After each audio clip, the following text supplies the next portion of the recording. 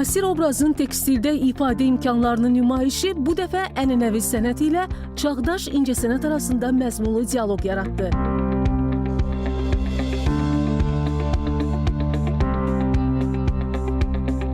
Obrazın rəngkarlıqdan rəqəmsal müstəviyə keçidi multidisiplinar rəssam Mədinə Qasımovanın Yaddaşa ək olunan təsvir adlı fərdi sərgisində nümayiş etdirildi.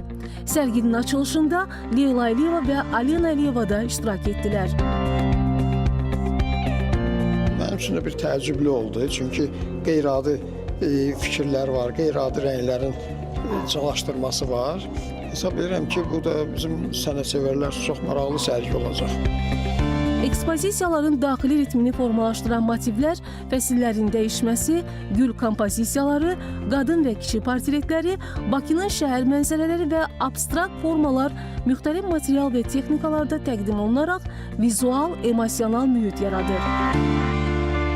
Sərgidə həmçinin xalça toxuma prosesinin səs yazması əsasında xüsusi hazırlanan səs instalyasiyası təqdim olundu.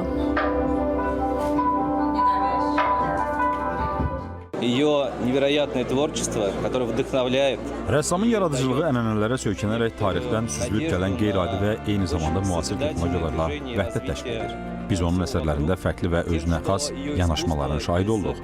Bu isə sənət əsərlərinə inanılmaz bir harmoniya gətirir və biz göstəririk ki, düşüncə gücü ilə müxtəlif üsullarla dünyanı dəyişmək mümkündür. Texniki, razные mediumы. Sərgidə çıxış edənlər müəllifin zəngin və güclü yaradıcı enerjisini xüsusi vurğuladılar. Bu baxımdan rəssamın fərqli vizual dili, sənətə cəsarətli yanaşması onun əsərlərini seçilən və yenilikçi edir. Fəaliyyətimizin ilk günündən bizim çox şaxəli, çox səpkili fəaliyyətimizin bir istiqaməti də gənc rəssamlara dəstək verməkdir, gənc rəssamlara kömək etməkdir.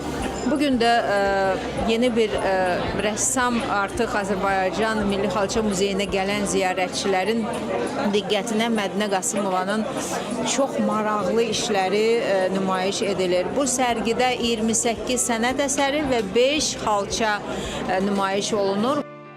İncəsənət həvəskarlarına fərqli duyğuların vəhdətini yaşamaq imkanı yaradan sərgi mayın 15-nədək sənətsevərlərin ixtiyarında olacaq. Türkan Fəqan, Novruz Kazımov, Vüsal Məmmədzaddə, ASTV Xəbər.